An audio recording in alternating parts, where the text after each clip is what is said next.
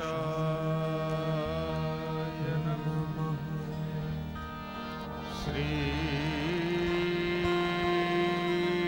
सरस्वत्यै नमः। श्री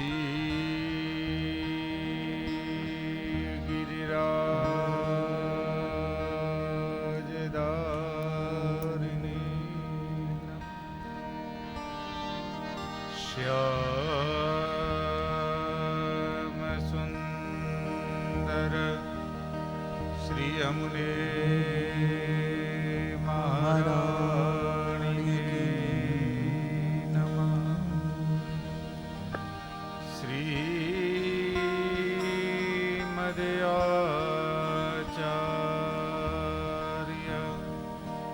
चरण कमलेभ्यो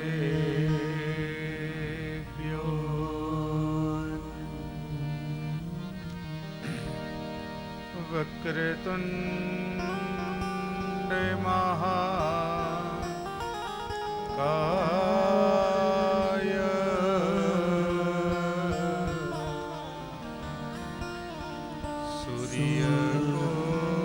सूर्यकोटि समप्रभ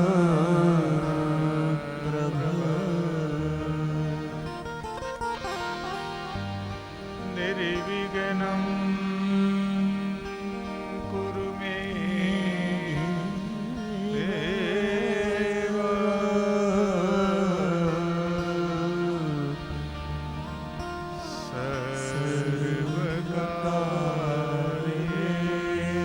सर्वकार्येषु सर्वदा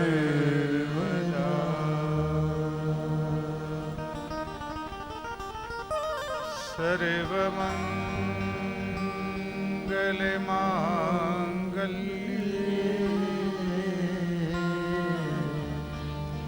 शिवे सर्वार्थ साधिके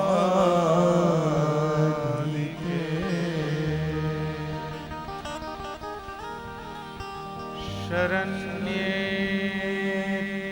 त्र्यंबके गौरी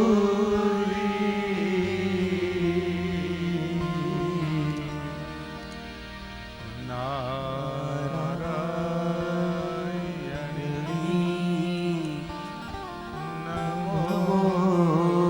नमोस्तुते।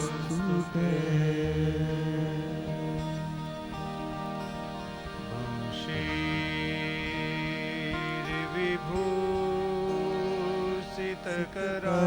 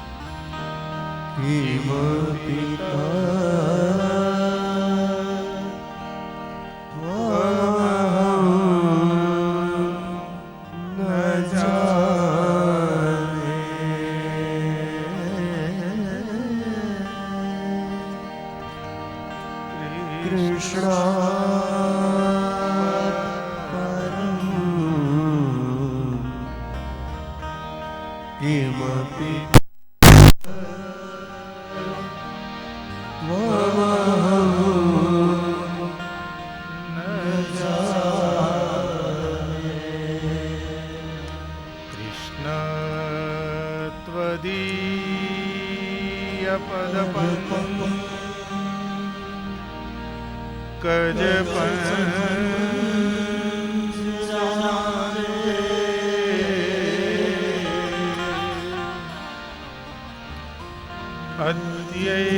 अद्यैव मे विशसुमा नसराज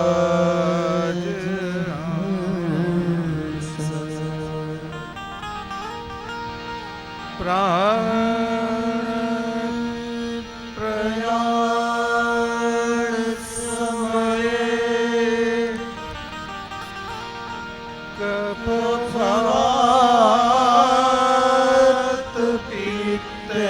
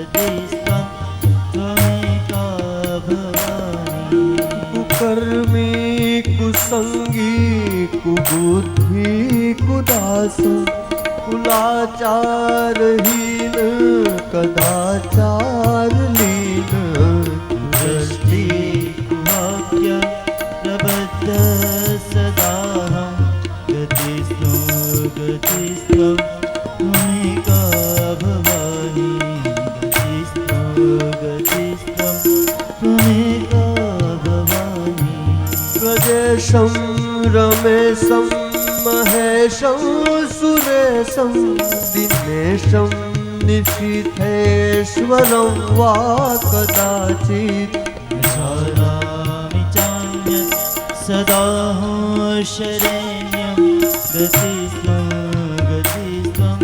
त्वमेका भवानि गतिस्त्वं त्वमेका भवानि विवादे विषादे प्रमादे प्रवासे जले जानले पर्वते शत्रुमध्ये शरण्ये सदा मां प्रपाहि गतिस्त्वं त्वमेका भवानि गतिस्त्वं त्वमेका भवानि अनाथो दरिद्रो जरारोगयुक्तो महाक्षीणदीनः सदा जाड्यवक्त्र भक्तो प्रविष्ट नष्ट सदाहं गतिस्त्वं त्वमेका भवानि गतिस्त्वं त्वमेका भवानि गतिस्त्वं त्वमेका भवानि भगर्था विव सम्पृक्तौ वागर्था प्रतिपत्तये जगतः पितरौ वन्दे पार्वती परमेश्वर। आओ माँ भगवती जगदम्बिका देवी का नाम संकीर्तन करें और फिर माँ भगवती के दिव्य लीला में प्रवेश करें। हम जय जय बोलो आनंदे अम्बे मातनी जय जय बोलो आनंद अम्बे मातनी रे जय जय बोलो आनंदे अम्बे मातनी रे जय जय बोलो आनंद अम्बे मातनी रे अम्बे मातनी रे अम्बे मातनी रे अम्बे मातनी रे अम्बे मातनी रे अम्बे मातनी रे अम्बे मातनी रे अम्बे मातनी रे अम्बे मातनी रे जय जय बोलो आनंदे अम्बे मातनी रे जय जय बोलो आनंद अम्बे मातनी रे जय जय बोलो आनंदे अम्बे मातनी रे जय जय बोलो आनंद अम्बे मातनी रे अम्बे मातनी रे महाकाली मातनी रे अम्बे मातनी रे महाकाली मातनी रे अम्बे मातनी रे महाकाली मातनी रे ओ अम्बे मातनी रे महाकाली मातनी रे जय जय बोलो आनंदे अम्बे मातनी रे जय जय बोलो आनंद अम्बे मातनी रे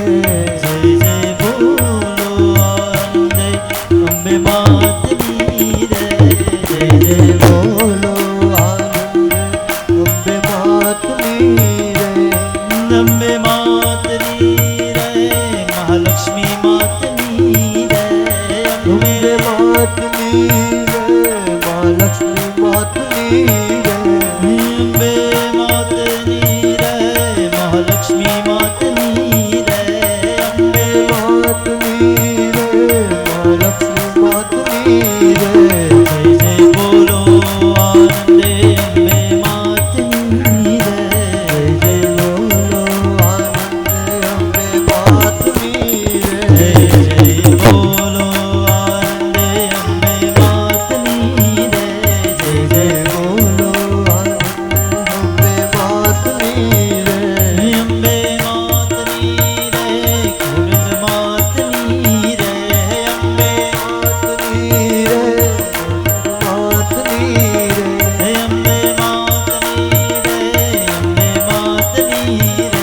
अम्बे मातनी रे, अम्बे मातनी रे। जय बोलो आनंदे अम्बे मातनी रे।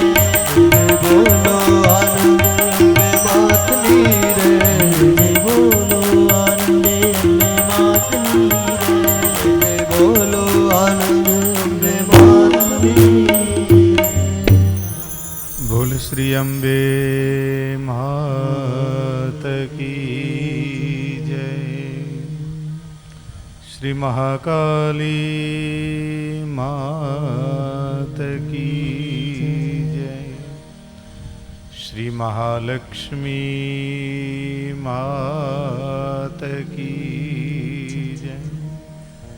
श्री महासरस्वती मात की। आद्य शक्ति श्री अम्बे मात की जय। श्री नवदुर्गा मात की जय। ओम नमः पार्वती पतये हर हर महादेव।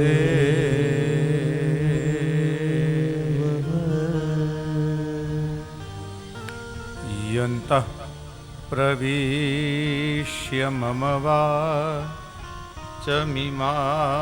प्रसूप्ताम् सञ्जीवयत्यखिलशक्तिधरस्वधाम्ना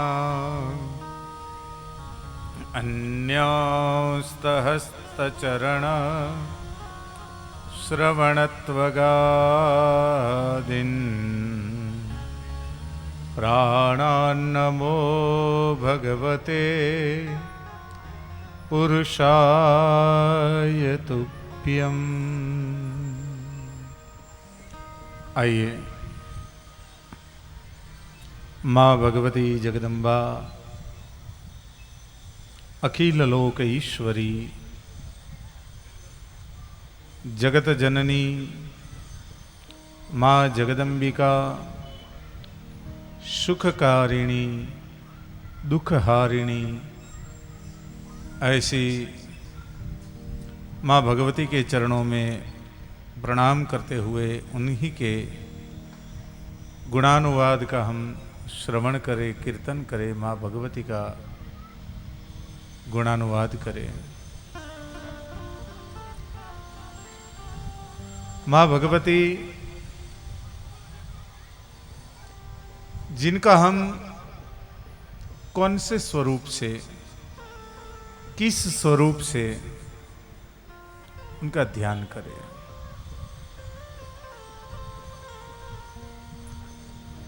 माँ शब्द ही एक ऐसा अक्षर है जिसमें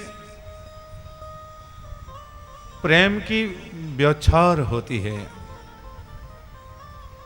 प्रेम की जहां पर बारिश होती है वही एक स्वरूप माँ है।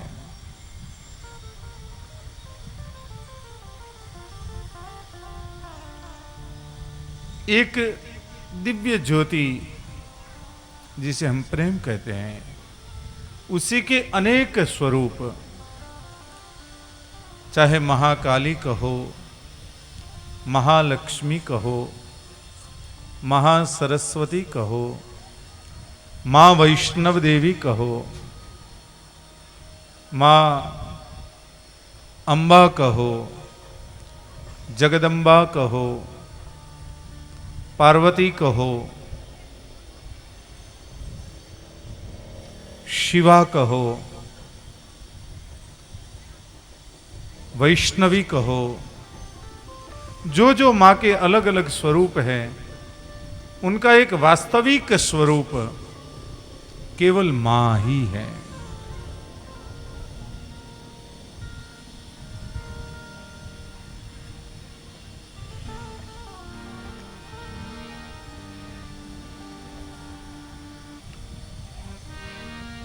श्रीमद् देवी भागवत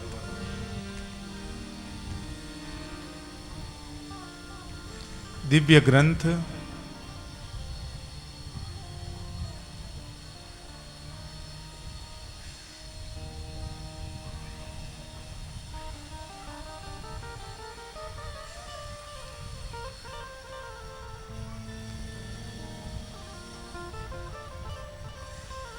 अठारह पुराणों में से श्री वेद व्यास जी का पंचम सोपान, पांचवा सोपान देवी भागवत।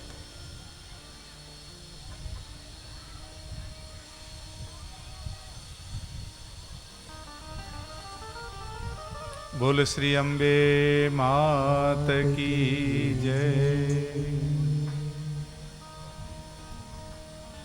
नवदुर्गा मात की जय। सृष्टौ या सर्गरूपा जगवदनविधौ पालिनी या च रौद्री संहारे चापि यस्या जगदिदमखिलम् क्रीडनं या पराख्या। क्रीडनं या पराख्या। पश्यन्ति मध्यमातौ तदनु भगवती वैखरी वर्णरूपा। सास्मद्वाचं प्रसन्ना विधिहरिगिरीशा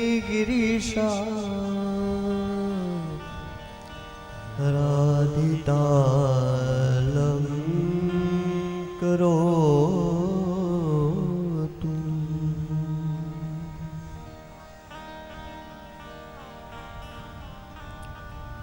श्रीमद् देवी भागवत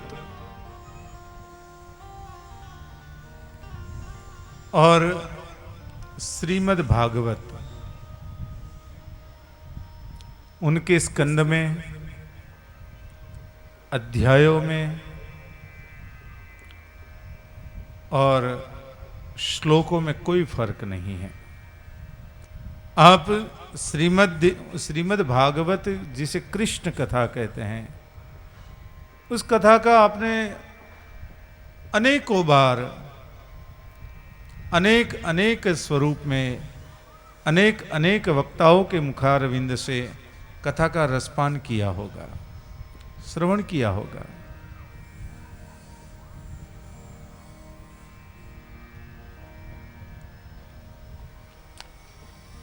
देवी भागवत उनके भी 12 स्कंद हैं, श्रीमद् भागवत के भी 12 स्कंद हैं। श्रीमद् भागवत के भी 18,000 श्लोक हैं, देवी भागवत के भी 18,000 श्लोक हैं।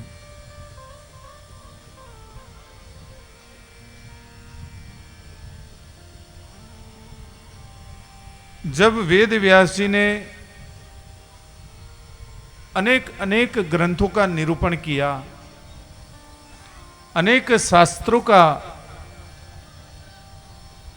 यथार्थ स्वरूप से वर्णन किया और बैठकर भी मन में जब शांति नहीं हो रही है,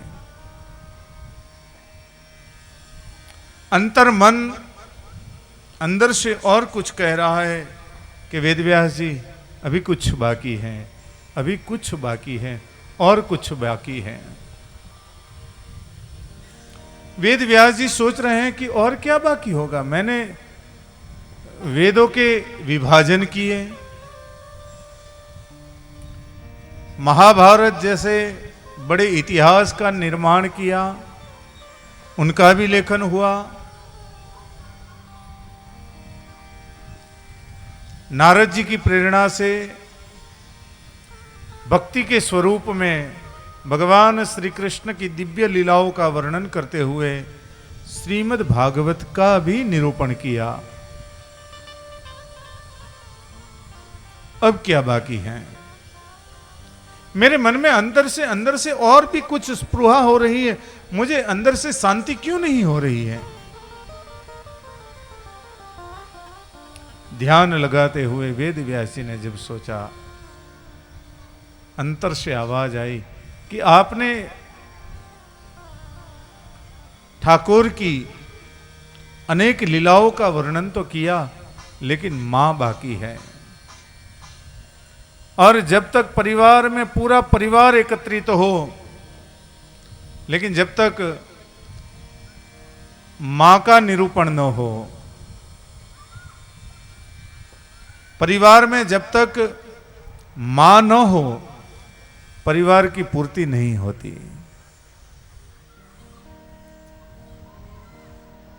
वेद व्यासी ने उसी वक्त मां भगवती को याद किया। ध्यान करते हुए मां भगवती के उस स्वरूप को देखा और भगवती के गुणानुवादों का गान करने का मन हुआ। कोई भी तत्व को जानना हो, कोई भी विषय में प्रवेश करना हो, कोई व्यक्ति के ऊपर हमें अंतर मन से प्रेम भी जागृत करना हो, तो किसी के ऊपर तब तक हमारे मन में श्रद्धा विश्वास प्रकट नहीं होगा, उन व्यक्ति के ऊपर प्रेम नहीं होगा, जब तक उनका महत्व, उनकी महिमा हमें मालूम ना हो। आपके पास सोने की अंगूठी है, लेकिन उसकी कीमत आपको पता नहीं है, तो आप उसे कहीं पर भी रख दोगे।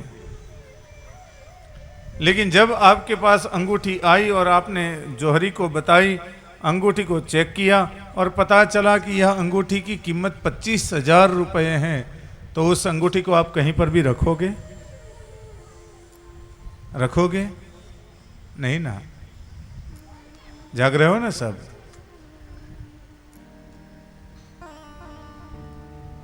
नहीं रखेंगे। क्यों नहीं रखेंगे? क्योंकि उसकी कीमत हमें पता है।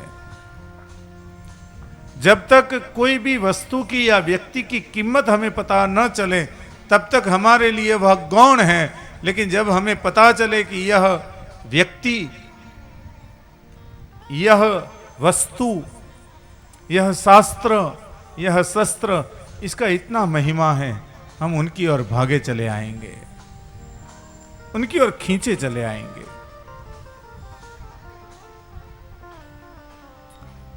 ऐसे ही श्रीमद् देवी भागवत महापुराण, जिनकी महिमा 5 अध्यायों में स्कंद पुराण हमें उनका परिचय करवाता है। कोई भी व्यक्ति अपना परिचय खुद दे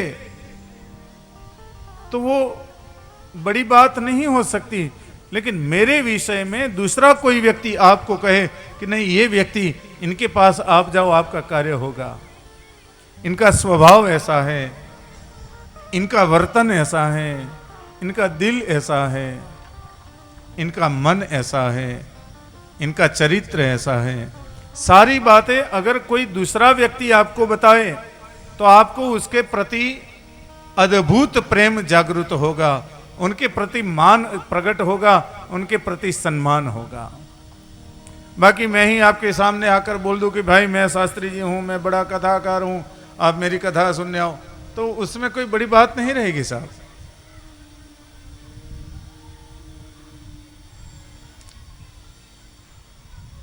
प्रेम और मान तब जागृत होगा जब अन्य कोई व्यक्ति आपको उनके प्रति उद्बोधित करेगा।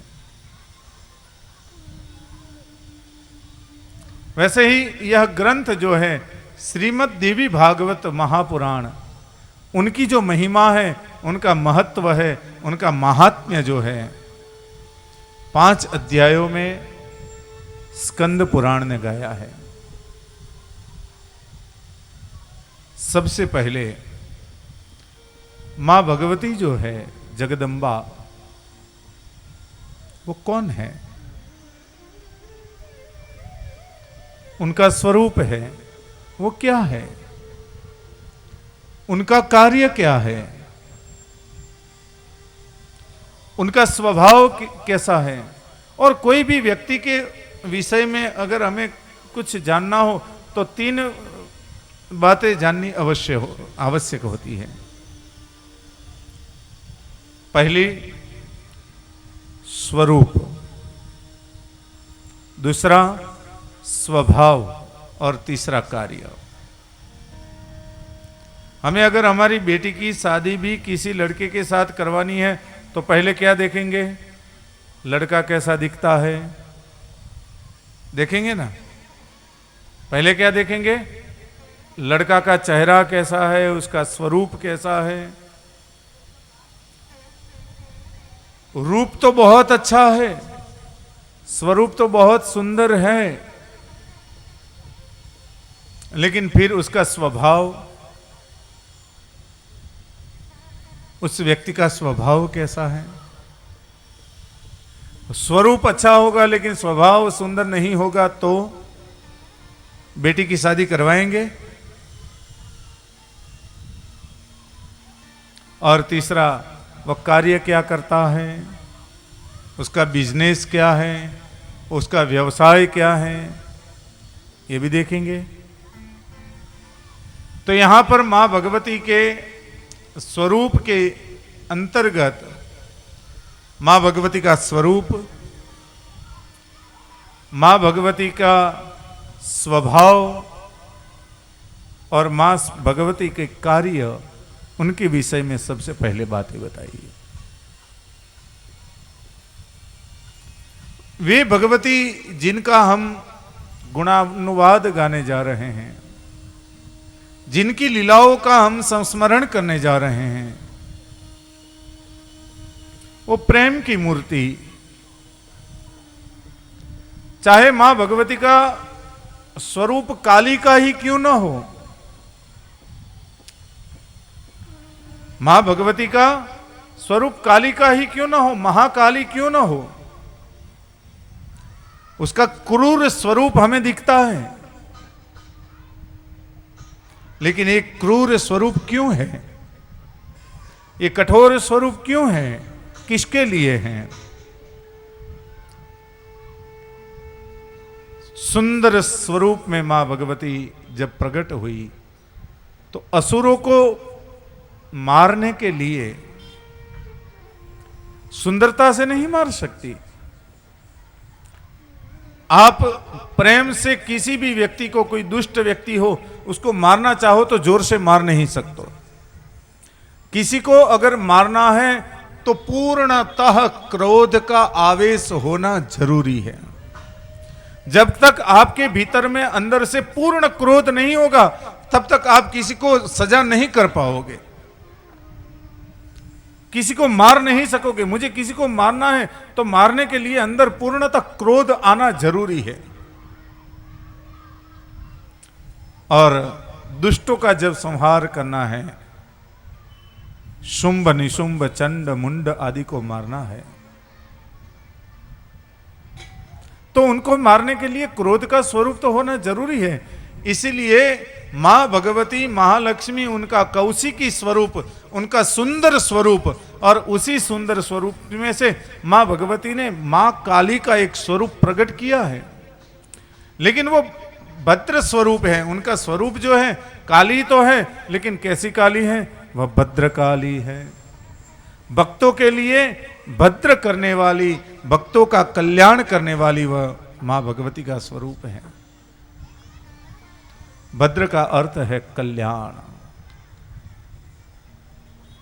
जो हरेक जीव का कल्याण सोचती हैं, जो हरेक जीव का कल्याण करती हैं, भले बहिर्मुख में उनका स्वभाव जो है वो कठोर दिखता हो, आपका बेटा होमवर्क न करता हो तो आप अपने बेटे के ऊपर क्रोध करोगे, उसे एक चमाट भी मारोगे, उसके ऊपर गुस्सा भी करोगे। आपने बेटे के होमवर्क के लिए बेटे के ऊपर क्रोध किया, गुस्सा किया, उसको आप चिल्लाए, चमाट मारी, तो क्या अंदर प्रेम है कि नहीं है? आपने जानबूझकर मारा है, इच्छा से मारा है, अंदर से आनंद हो रहा है इसीलिए मारा है? नहीं। बच्चे के भविष्य के लिए, बच्चे का भविष्य सुधारने के लिए, बच्चे की प्रगति के लिए, उनका वर्तन सुंदर हो उसके लिए आपने उसे एक चमाट मारी है।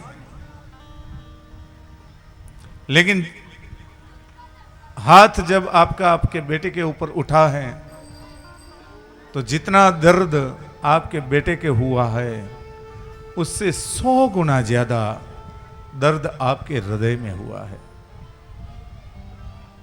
याद रखो, जिस दिन आपने अपने बच्चे के ऊपर क्रोध किया होगा, आपने अपने बच्चे के ऊपर कोई गुस्सा निकाला होगा, और गुस्सा निकालने के बाद आप सोने का प्रयत्न करना, आपको नींद नहीं आएगी साहब। आपने अपने बच्चे को सजा भी सुनाई दी, जा तुझे खाना नहीं मिलेगा, शायद वो बच्चा तो खा लेगा लेकिन आपके मुंह में निवाला नहीं जाएगा। क्यों? उसकी प्रगति के लिए क्रोध किया है, लेकिन क्रोध जानबूझकर नहीं किया है।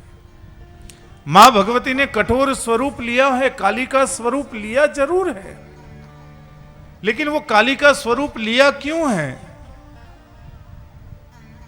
जगत के कल्याण के लिए, जीवों के कल्याण के लिए, जीवों की गति के लिए। मां भगवती जब यह सृष्टि का सर्जन है, सृष्टौ या सर्ग रूपा, सृष्टि का जब सर्जन करना हो तो सृष्टि के सर्जन के काल में मां भगवती सर्ग के स्वरूप में है।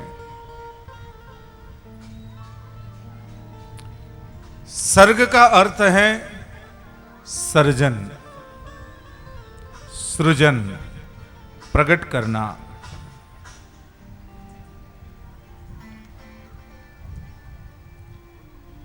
मां भगवती सृष्टि को उत्पन्न करने के लिए खुद पदार्थ भी है और खुद तत्व भी है। समझो कि हम कोई चीज बनाना चाहे, एक मूर्तिकार है, वो मूर्ति बनाना चाहे तो उसके लिए पदार्थ की जरूरत पड़ती है। तो पदार्थ तो आ गया, लेकिन उसे बनाने वाला भी चाहिए। मिट्टी है, पानी है, कलर है, रंग है, सब कुछ है,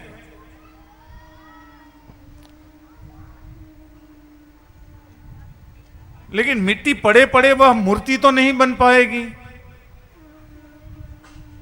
मूर्ति को बनाने के लिए मूर्तिकार की आवश्यकता पड़ेगी।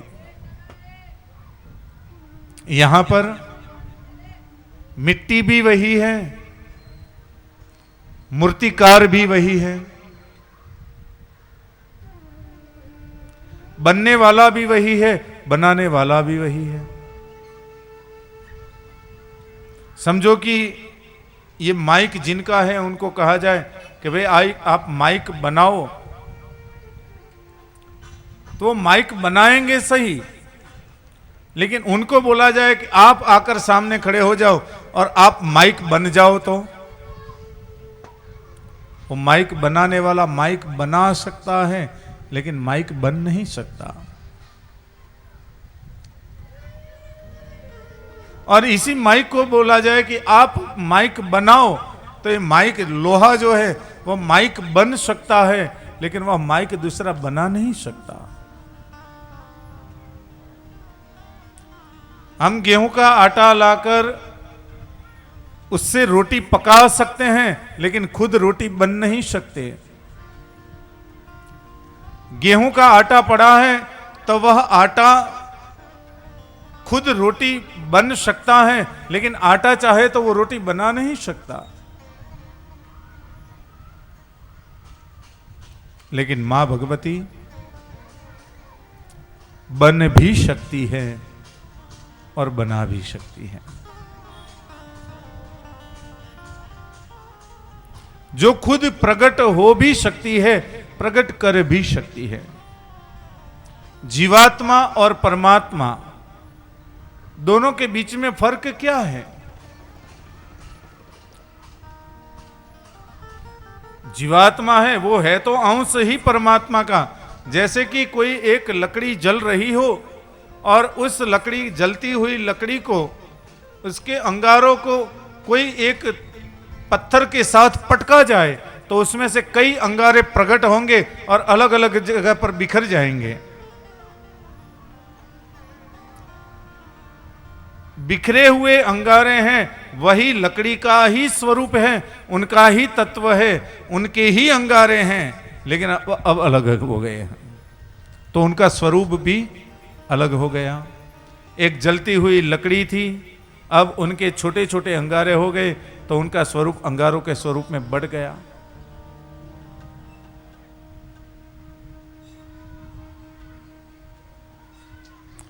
तो उनका स्वरूप अलग हुआ, उनका स्वभाव भी अलग हुआ।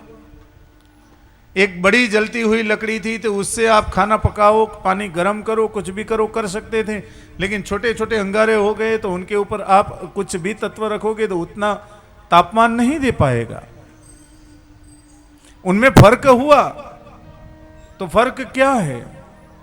हम भी जो तत्व है वो मां भगवती के ही बिछुड़े हुए एक एक तत्व है, परमात्मा के ही तत्व जीवात्मा है, अस्ति है। जो मां भगवती उनके तत्व हैं वो है ही, लेकिन उनमें से जब हम अलग हुए तो जायते, उस तत्व में से जब हमें अलग होना पड़ा तो हमारा जन्म हुआ। मां भगवती का जो तत्व है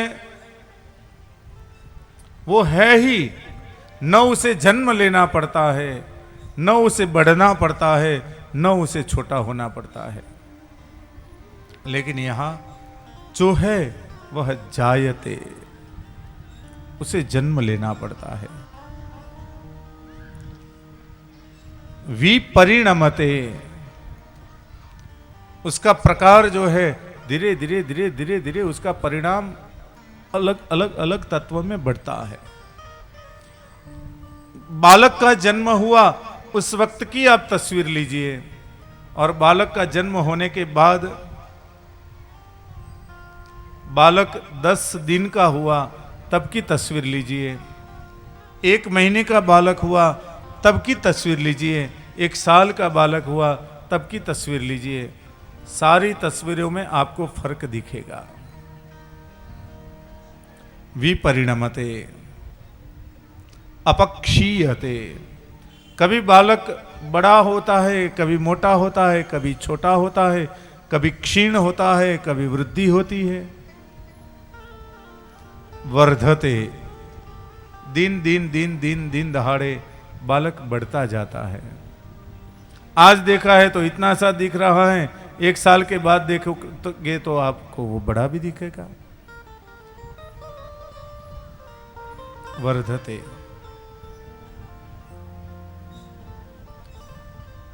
और विनश्यति, अंत में बढ़ते बढ़ते बढ़ते बढ़ते उम्र चली जाती है। 60 साल 70 साल 80 साल हुए, फिर एक बार उसका विनाश भी होता है। जीवात्मा में ये तत्व है, परमात्मा में नहीं है। परमात्मा स्वतंत्र है, जीवात्मा परतंत्र है। मां भगवती स्वतंत्र स्वरूपा है, सृष्टौ या सर्ग रूपा। सृष्टि के समय में जो सर्जन के स्वरूप में है, सर्जन स्वरूपा है, जिनके द्वारा, जिनकी इच्छा से, जिनके कारण सब कुछ सर्जन होता है। ब्रह्मा जी अगर सृष्टि का सर्जन करते हैं तो सर्जन करने के लिए भी जो शक्ति है वो मां भगवती है। ब्रह्मा जी प्रकट हुए तो कहां से हुए? ब्रह्मा जी प्रकट हुए तो वो कहां से हुए? कमल में से। कमल प्रकट हुआ तो कहां से हुआ? भगवान नारायण की नाभि से। समझने वाली बात है कि ब्रह्मा जी प्रकट हुए तो कमल से प्रकट हुए, कमल प्रकट हुआ तो भगवान नारायण की नाभि से प्रकट हुआ।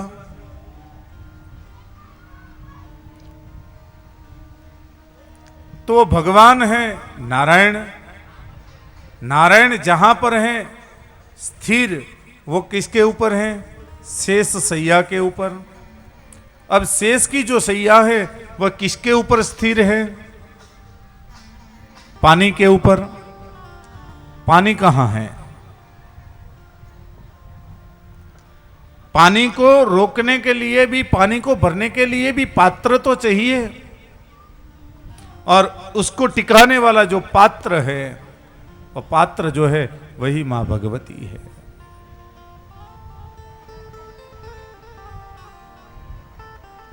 तत्व जो है वो मां भगवती है। थोड़ी आज के दिन की बात है, पहले दिन है, थोड़ी ज्ञान की बातें होगी, थोड़ी कठोर लगेगी, लेकिन जब हम अंदर प्रवेश करेंगे वैसे आनंद भी आएगा। तो सृष्टौ या सर्ग रूपा, सृष्टि के समय में, सृष्टि के निर्माण के समय में मां भगवती सर्जन स्वरूपा है, सृष्टि रूपा है।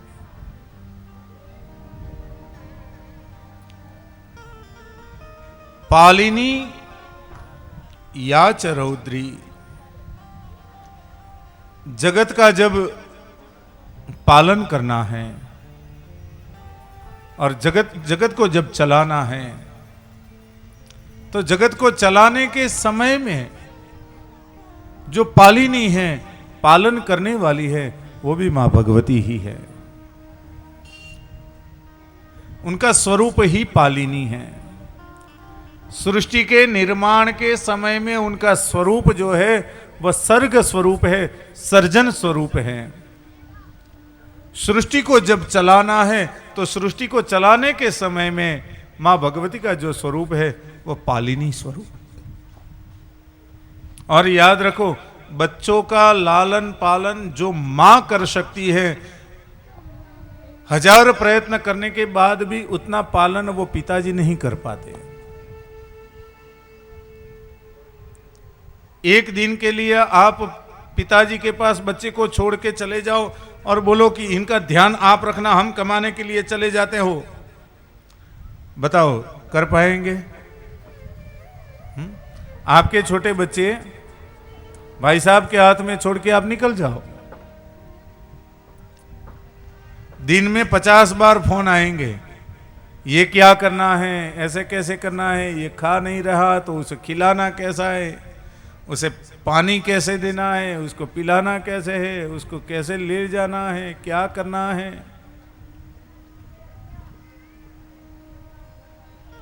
पालिनी करेंगे भी सही, लेकिन प्रेम नहीं होगा उसमें। थोड़ी देर तक तो हाँ हाँ मेरे बेटे को संभालना है, ऐसा करते करते बच्चे को खिलाएंगे, पिलाएंगे, सुलाएंगे, सब करेंगे, लेकिन समय बीतता जाएगा, बच्चा जब परेशान करना शुरू कर देगा, अंदर से फिर क्रोध शुरू होगा, बैठ जा, चुप हो जा, अभी आएगी तेरी मां। मां ऐसा करती हैं। पिता जो है वह बच्चे के ऊपर क्रोध करेंगे, मां क्रोध नहीं करेगी, उसका पालन करेगी। अपने बच्चों को कैसे संभालना है, कैसे पालन करना है, उनकी जिम्मेदारी जो है वो नारी ही कर सकती है।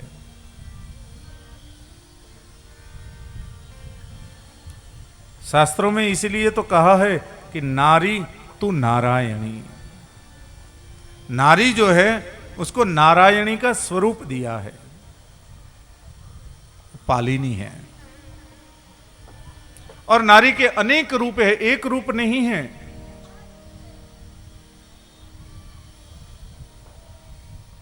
लोग कहते हैं, कभी कभी माताएं भी कहती हैं कि पुरुषों को इतना महत्व दिया गया है और स्त्रियों को इतना महत्व क्यों नहीं दिया गया है। आप भूलते हो, आपको जो मान दिया है, आपको जो सम्मान दिया है, आपको जो स्थान दिया है, वो पुरुषों को नहीं दिया है साहब। एक बार एक बेटी ने अपने पिताजी से पूछा कि पिताजी, भैया को कहीं पर भी घूमने की छुट्टी है, कभी भी घूमने की छुट्टी है, रात को लेट आए तो भी उसे कुछ नहीं कहा जाता, दिन को कहीं पर भी घूमते रहे तो उसे कुछ नहीं कहा जाता, और हमारे ऊपर इतनी पाबंदी क्यों है।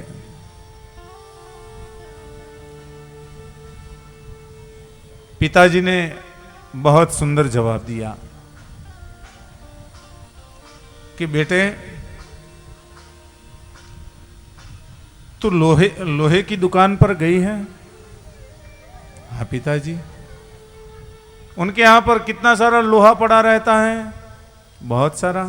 कहां पड़ा रहता है? दुकान के बाहर। उसे कोई छूता भी है? नहीं। और तू सोनार के दुकान पर गई है? हाँ। एक टुकड़ा भी सोने का बाहर, दुकान के बाहर, दुकान के आजू बाजू में तूने पड़ा हुआ देखा? नहीं। बेटा, हमारी जो बच्चियां हैं ना, हमारी लड़कियां जो हैं, हमारी कुमारिकाएं जो हैं, वो तो सोना है। बाकी ये भटकते हुए जो पुरुष हैं, भटकते हुए बच्चे हैं, लड़के हैं, वो तो लोहा है। लोहे को संभालने की जरूरत नहीं है, लेकिन सोने को संभालना अति आवश्यक है, क्योंकि उसकी कीमत अनमोल है।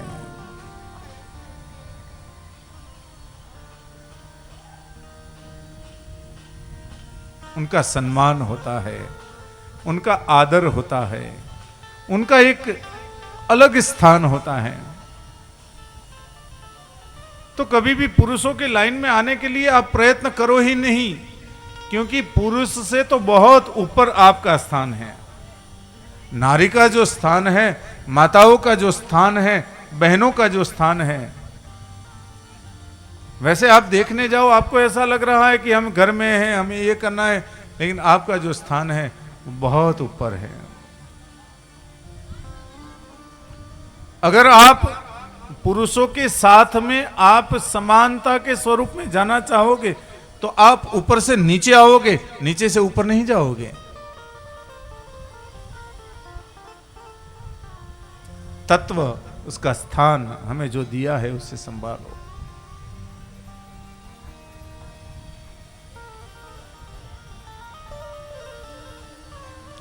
नार्यस्तु यत्र पूज्यन्ते रमन्ते तत्र देवता।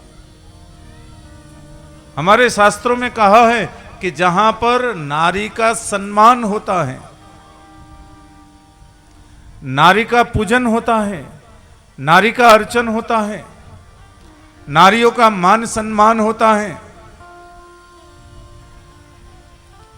उसी के घर में देवता आकर रमनते, खेलते हैं, क्रीड़ा करते हैं। सृष्टौ या सर्ग रूपा जगवदन विधौ पालिनी या चरौत्री। और जब सृष्टि के संहार का समय होता है, जब ये सृष्टि का परिवर्तन करना होता है, संहार का अर्थ यहां पर परिवर्तन बताया है। संहार का मतलब तोड़ देना नहीं है, मार डालना नहीं है। जब संहार जैसा शब्द आता है तो हम क्या कहते हैं कि किसी को मारना हो तो संहार करते हैं। तो संहार का एक अर्थ बताया है परिवर्तन। जब इस सृष्टि का कुछ परिवर्तन करना हो, सृष्टि में जब कोई परिवर्तन लाना हो, उस समय मां भगवती रौद्री है, रुद्र स्वरूप को धारण करती है। परिवर्तन के लिए कठोर स्वरूप का वहां पर निर्माण होता है। सृष्टौ या सर्ग रूपा जगर वदन विधौ पालिनी या च रौद्री। जो पालन करने वाली हैं, वही पालन करते करते जब परिवर्तन लाना हो तो रुद्र स्वरूप को भी धारण करना पड़ता है, और वह रुद्री है।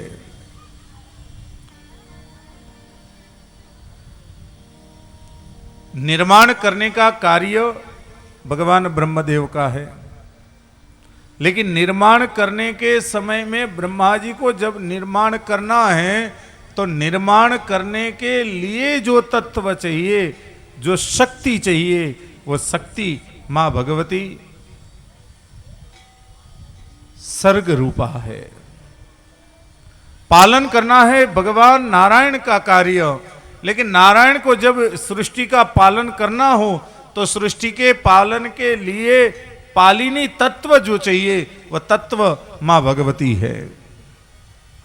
और सृष्टि का संहार करने का जो कार्य है वो संहार कार्य भगवान रुद्र का है, लेकिन संहार करने के लिए जो क्रोध चाहिए, जो आवेश चाहिए, जो तत्व चाहिए,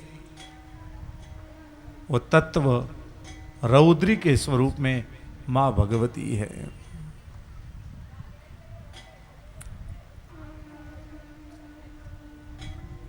संहारे चापि यस्या जगदिदम अखिलम। सारा जो जगत है, अखिल जगत जो है, वो मां भगवती के लिए क्या है? क्रीडनम।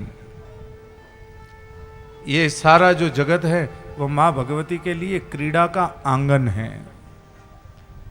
वेद व्यास जी ये जगत को मां भगवती का क्रीड़ा का आंगन बताते हैं।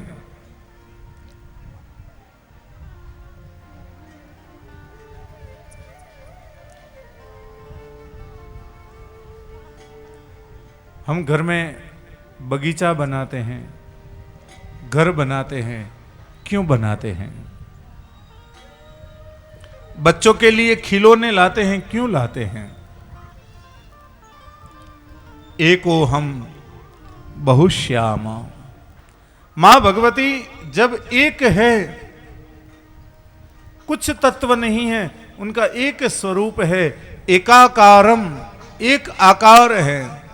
तो एक में से जब उन्हें खेलने की इच्छा हुई, अनेक के स्वरूप में उन्होंने हम सबको प्रकट किया।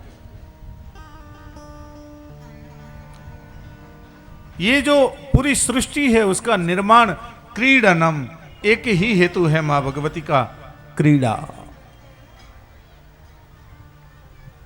क्रीड़ा करने के लिए, खेलने के लिए, अंतर आनंद की उत्पत्ति के लिए, अंतर मन के आनंद के लिए।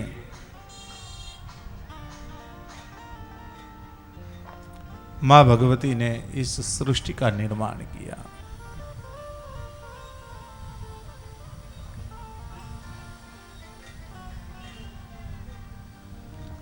क्रीडनम या पराख्या।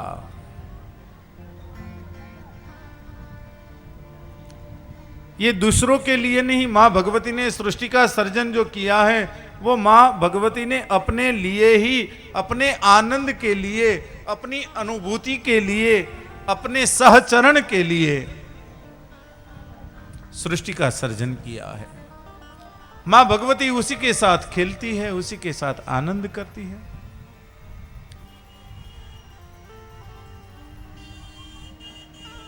आप के घर में जब बच्चा आए तो आप बच्चों के साथ खेलते हो कि नहीं? कभी कभी हमारे मन में भी यह शंकाएं उत्पन्न होती है, कभी कभी हमारे मन में यह बातें भी उत्पन्न होती हैं कि इतने सारे कष्ट हमारे जीवन में क्यों आते हैं। हमारे जीवन में आने वाले जो कष्ट हैं वो भी मां भगवती की क्रीड़ा ही है। हमारे जीवन में आने वाले जो सुख है वो भी मां भगवती की क्रीड़ा ही है। और याद रखो प्यारे हमारे परिवारजन, अगर आपके जीवन में दुख नहीं होगा तो सुख की कीमत नहीं होगी। सुख की कीमत दुख के आने के बाद ही होती है। पैसों की कीमत पैसे के जाने के बाद ही होती है। जेब में जब तक आपके लाख रुपए पड़े हैं तब तक आपको पैसों की कीमत नहीं है, लेकिन वह लाख रुपए जब समाप्त हो गए और लास्ट 100 रुपये पड़े हैं और सामने खर्चे दिख रहे हैं तब कीमत होती है कि नहीं भाई लाख रुपया संभाला होता तो अच्छा था।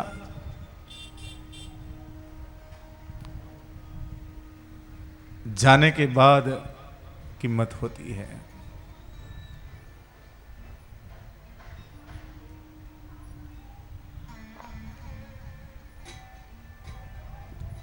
सारा जगत मां भगवती की क्रीड़ा का आंगन है, उसके साथ खेलती है मां।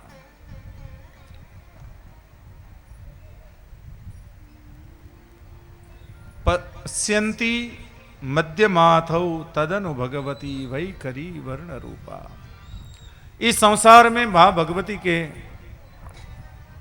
वाणी के स्वरूप में 4 स्वरूप है। आपको पता है कि देवताओं की भाषा कौन सी है? सुनते हो आप? सबको बात समझ में आ रही है मैं क्या बोल रहा हूं? आपको पता है कि भगवान की भाषा कौन सी है? बताओ तो आप। अब बातें करते हैं, चलो।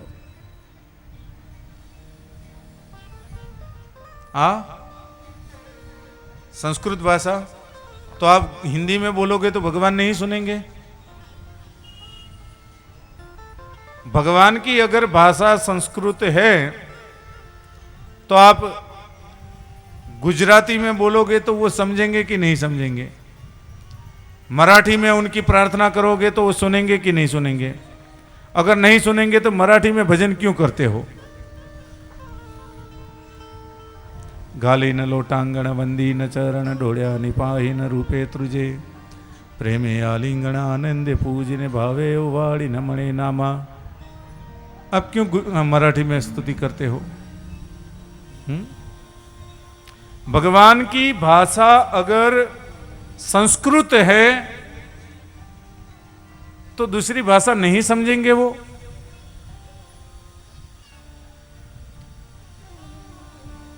भगवान की एक ही भाषा है। उनकी भाषा संस्कृत भी नहीं है। उनकी भाषा हिंदी, गुजराती, मराठी, अंग्रेजी कोई वो भाषा नहीं है। हमारे ठाकुर की, हमारी भगवती की, हमारे इष्ट की भाषा एक ही है, वो श्रद्धा के आंसू। मन से, श्रद्धा से, भाव से, भक्ति से जो अंदर से अश्रु की धारा होती है,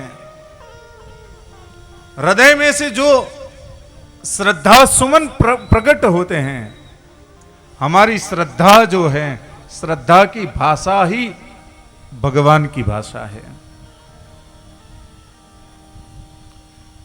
जब विश्व युद्ध हुआ, हिटलर के समय में, हिटलर ने बड़ा युद्ध किया अंग्रेजों के साथ में, अमेरिका वगैरह सबका युद्ध हुआ, बड़ा युद्ध हुआ, भयंकर युद्ध हुआ। और युद्ध जब समापन हुआ तो जब युद्ध विराम होता है तो उसमें करार होता है कि हम हार गए। जो हारा हुआ व्यक्ति होता है वो लिखित लिख के देता है, करार करता है कि हमने हार स्वीकार कर ली। और जैसे ही हार स्वीकार कर ली, युद्ध खत्म। जीता उसका हाथ ऊपर हो गया, हार गया है उसका हाथ नीचे हो गया, युद्ध खत्म। हिटलर मारा गया था, युद्ध समाप्त हुआ। उनके जो महामंत्री वगैरह थे, सेनापति थे, बड़े बुद्धिशाली थे, जब हार का लिखित करने के लिए आए, उन अंग्रेजों के साथ में बैठे हुए थे, तब उन्होंने पूछा कि हम हारे क्यों, समझ में नहीं आता है। उनके मंत्री वगैरह ने प्रश्न पूछा कि हमारे पास सेना बड़ी थी, टेक्नोलॉजी बड़ी थी, हमारे पास सैन्य मजबूत था, हमारे पास अस्त्र शस्त्र बहुत थे, युद्ध की सारी रणनीति हमारे पास थी, तो हम लोग हारे क्यों और आप लोग जीते क्यों? तो उसमें से एक अंग्रेज था, उसने खड़े होकर कहा कि हम लोग जीते उसका कारण है, हम जब युद्ध करने के लिए आते थे तब हम प्रेयर करके आते थे, हम प्रार्थना करके आते थे।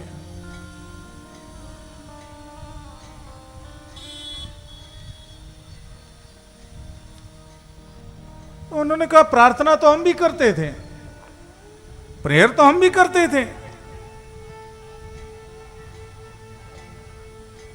तब अंग्रेजों ने कहा कि प्रार्थना आप जापानीज में करते थे, भगवान को वो भाषा थोड़ी ना आती है, हम अंग्रेजी में प्रार्थना करते थे और हमें विश्वास है कि वो हमारी प्रार्थना सुनता था। आप प्रार्थना करते थे लेकिन आपको विश्वास नहीं था कि वो प्रार्थना वहां पहुंचती है कि नहीं। हम जब प्रार्थना करते थे हमें विश्वास था कि हमारी प्रार्थना उन तक पहुंचती है और विश्वास के कारण हम जीते हैं। हमारे पास आपके जितने शस्त्र नहीं थे, आपकी जितनी बड़ी सेना नहीं थी, आपके जैसी बड़ी रणनीति नहीं थी, फिर भी हम जीते। उसका कारण प्रार्थना में विश्वास। हम प्रार्थना तो करें,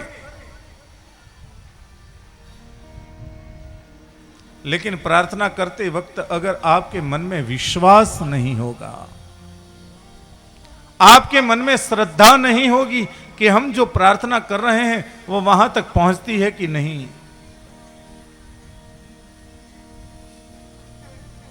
प्रार्थना पूर्ण नहीं होगी। एक व्यक्ति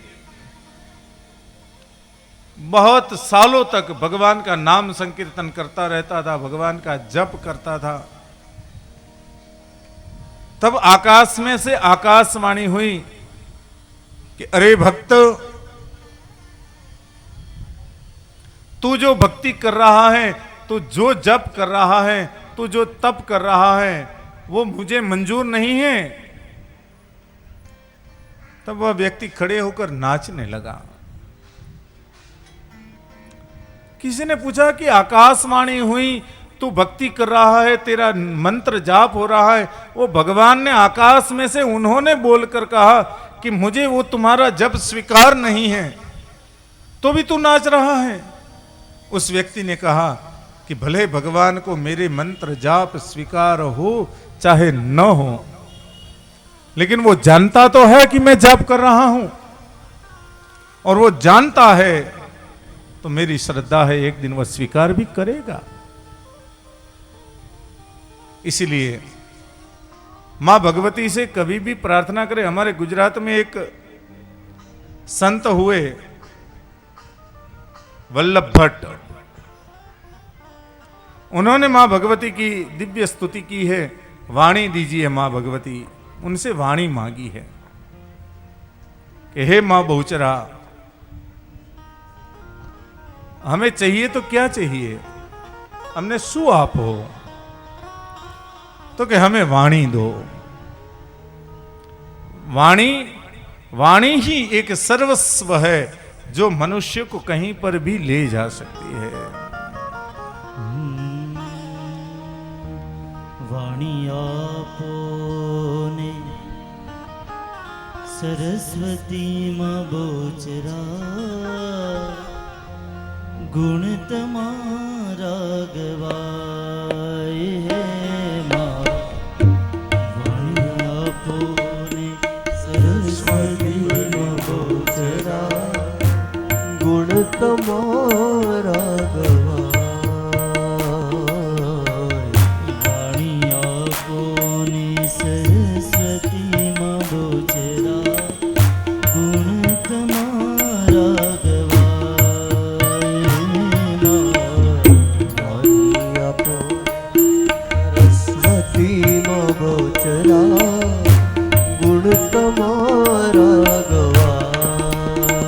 हे मां भगवती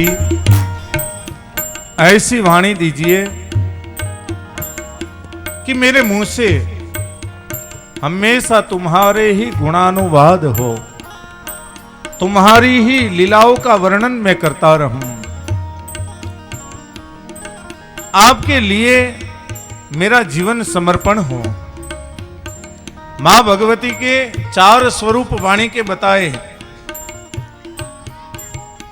परा, पश्यंती, मध्यमा और वैखरी, ऐसे मां भगवती के 4 स्वरूप बताए।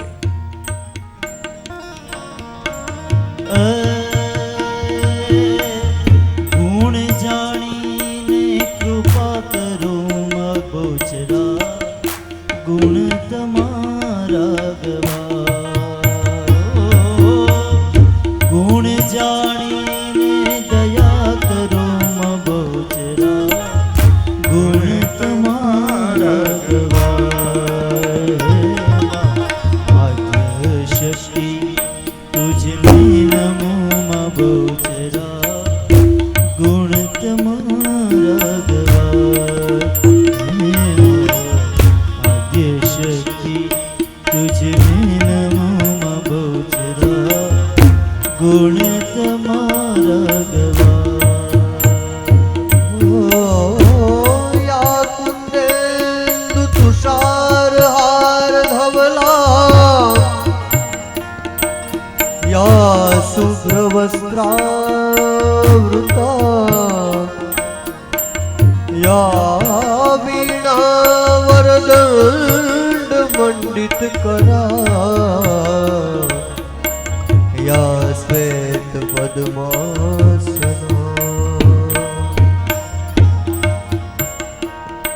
या ब्रह्माच्युत शंकर प्रभृतिभिः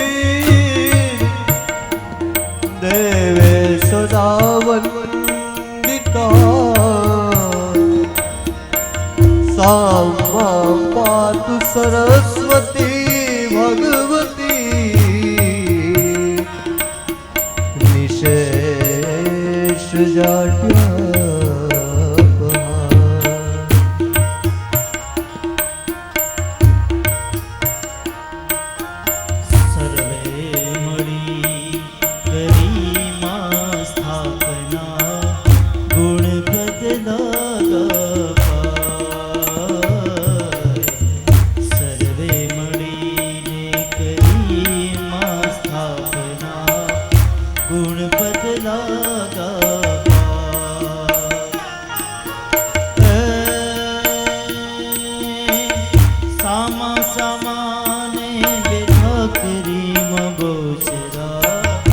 गुण बदला गोपाल मां आद्य शक्ति तुझ में नमो मां बोचरा, गुण बदला गोपाल मां आद्य शक्ति तुझ में नमो मां बोचरा, गुण बदला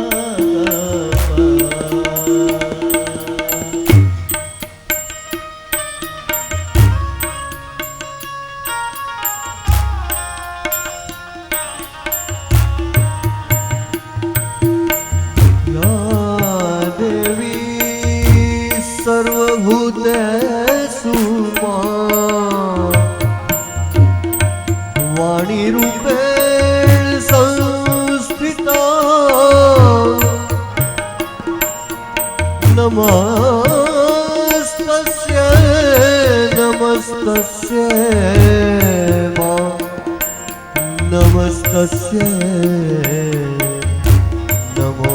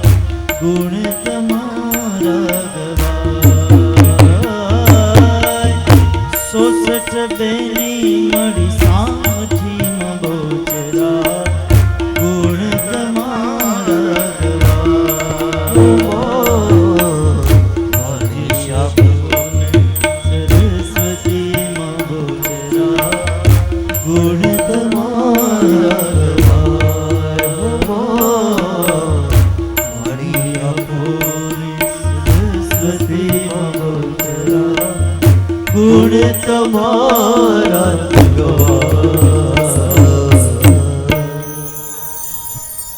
एकः शब्दः सुप्रयुक्तः सम्यक् जातः स्वर्गे लोके च कामदुक् भवति। एक ही शब्द, शब्द नहीं अक्षर, आपके मुख से एक ही अक्षर या एक ही शब्द सुप्रयुक्त सच्ची श्रद्धा से सच्चे दिल से निकला हो भगवान के लिए, तो वो जो शब्द या वो जो अक्षर है, स्वर्गे लोके च स्वर्ग लोक में कामदुक् भवति, आपके लिए सम्यक भवता, सम्यक होता है, आपके लिए कामदुक् भवता है। आपकी कामनाओं को पूर्ण करने वाला वहां पर बनता है।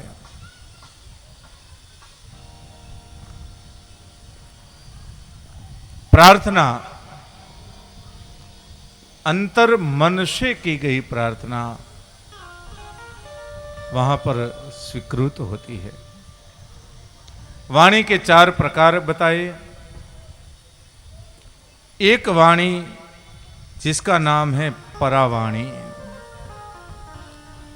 परावाणी का अर्थ है जो संतों के द्वारा, जो महात्माओं के द्वारा, जो विद्वानों के द्वारा गाई गई जो वाणी है, जो लोगों के कल्याण के लिए बोली गई वाणी है, लोगों के आत्म कल्याण हेतु बोली गई जो वाणी है, उसे परावाणी कहते हैं। दूसरी वाणी पश्यंती, देखकर बोली गई वाणी।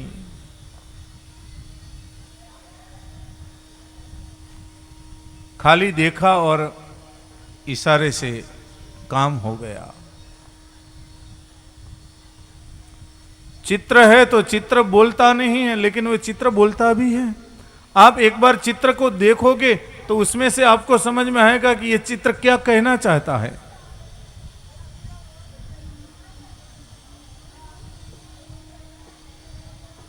बिना बोले ही इशारों से बताई गई जो वाणी है, हमारा चरित्र ही ऐसा हो जो हमारी वाणी बन जाए, हमारा कार्य ही ऐसा हो जो हमारी वाणी बन जाए।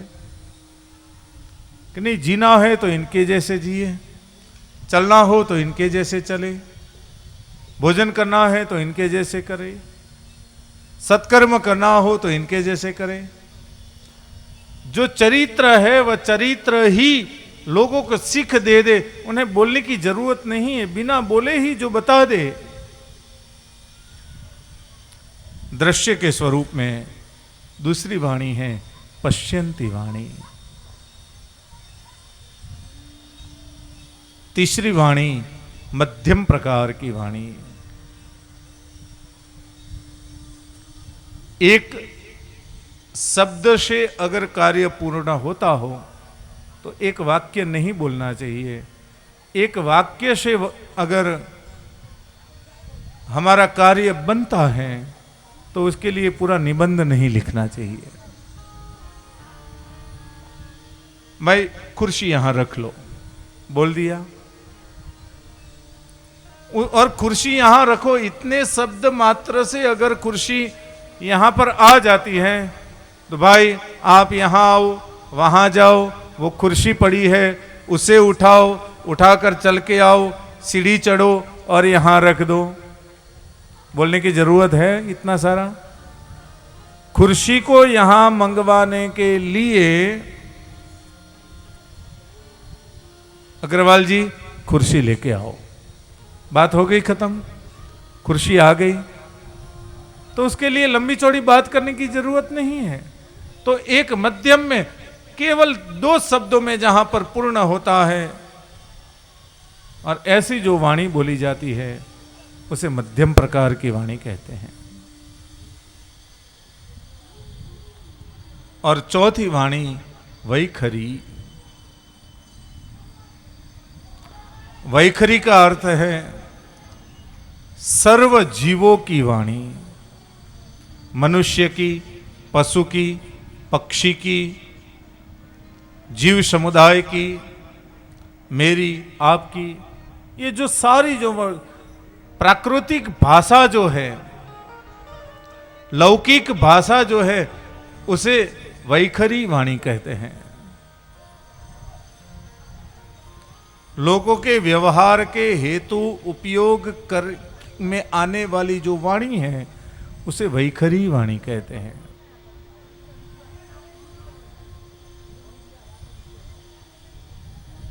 ऐसा जिनका स्वरूप है। सा अस्मद वाचम, वही मां भगवती हमारे वाचम मतलब हमारी वाणी को सिद्ध करे। जिनकी स्तुति सदैव ब्रह्मा, विष्णु और गिरीश हमेशा जो भगवती की स्तुति करते हैं, जिनके गुणानुवाद गाते हैं, उनके गुणानुवाद हम गा रहे हैं।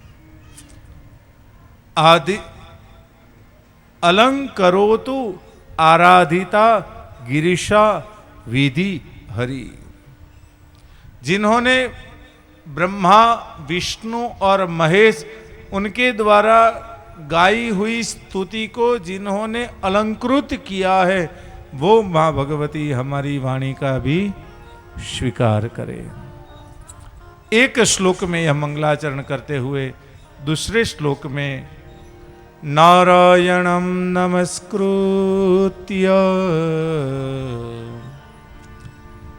नरं चैव नरोत्तमं देवी सरस्वती व्यासं ततो जयमुदीरये। ग्रंथ के आरंभ में ततो जयमुदीरये। भगवान नारायण को नमस्कार किए, नरोत्तम को नमस्कार किए, मां भगवती वीणा पाणी ऐसी सरस्वती को वंदन किए कि हे मां भगवती जय जय जय हे वीणा पाणी, तू ही कल्याणी। मां भगवती तू कैसी है? कल्याण करने वाली, सब जीवों को उगारने वाली ऐसी मां भगवती सरस्वती को प्रणाम किए। जय जय जय है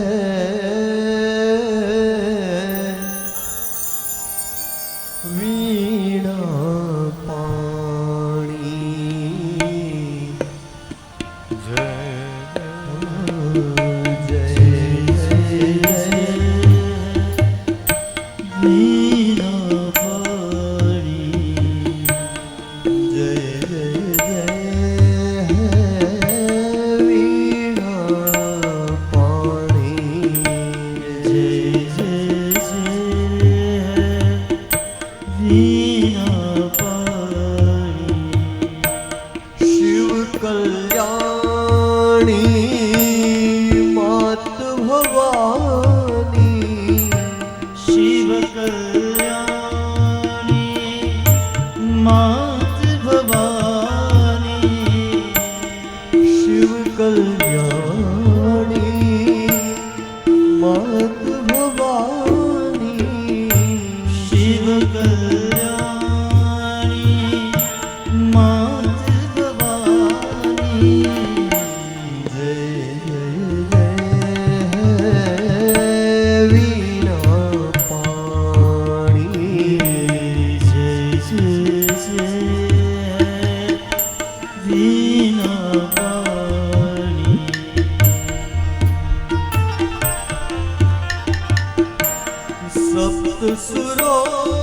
की तुम महारानी, सप्त सुरों की तुम महारानी, सप्त सुरों की तुम महारानी, सप्त सुरों की तुम महारानी, वेदों ने भी महिमा न जानी, वेदों ने भी महिमा न जानी, वेदों ने भी महिमा न जानी, वेदों ने भी महिमा न जानी। जय जय है वीणापाणी, जय जय जय वीणापाणी। आज सुरों के दीप जला दे, आज सुरों के दीप जला दे, आज सुरों के दीप जला दे, आज सुरों के दीप जला दे, रोम रोम संगीत जगा दे, रोम रोम संगीत जला दे, रोम रोम संगीत जगा दे, रोम रोम संगीत जला दे। जय जय जय है वीणापाणी, जय जय जय वीणापाणी। शिव कल्याणी मातु भवानी, शिव कल्याणी मात भवानी, शिव कल्याणी मातु भवानी, शिव कल्याणी मात भवानी। जय जय जय है वीणापाणी, जय जय जय वीणापाणी। जय जय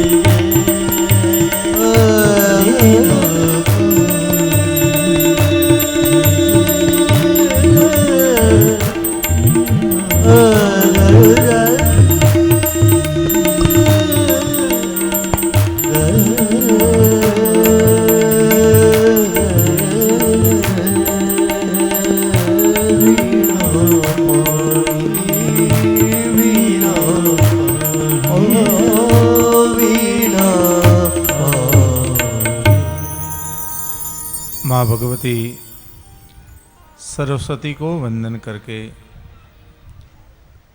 सौनक आदि ऋषि मुनियों ने सुत पुराणी के पास कथा के लिए प्रस्ताव रखा है।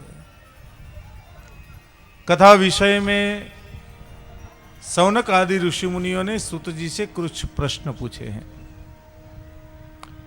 कि सूत जीव समावनिर यस्त्वम श्रावयसी वह यह। हे सूत पुराणी, आपके मुखारविंद से हमने बहुत सारी कथाएं सुनी, बहुत सारी लीलाओं का वर्णन सुना।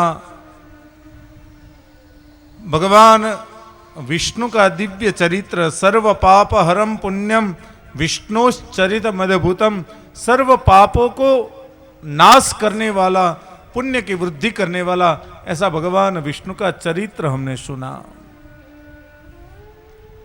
शिवस्य चरितम दिव्यम, भगवान शिव के दिव्य चरित्र को हमने सुना, आनंद हुआ। सेतिहासंच माहात्म्यम श्रुतम तब मुखाम्बुजात।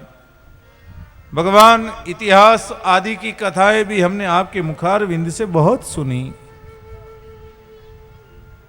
लेकिन अधुना श्रोतुमिच्छामः पावना नाम पावनम। पावन मतलब पवित्र, पवित्रों को भी ज्यादा से ज्यादा पवित्र करने वाली ऐसी कथा, जो पवित्र तो है लेकिन उसे भी और पवित्र करे। शुद्ध है उसे विशुद्ध करे।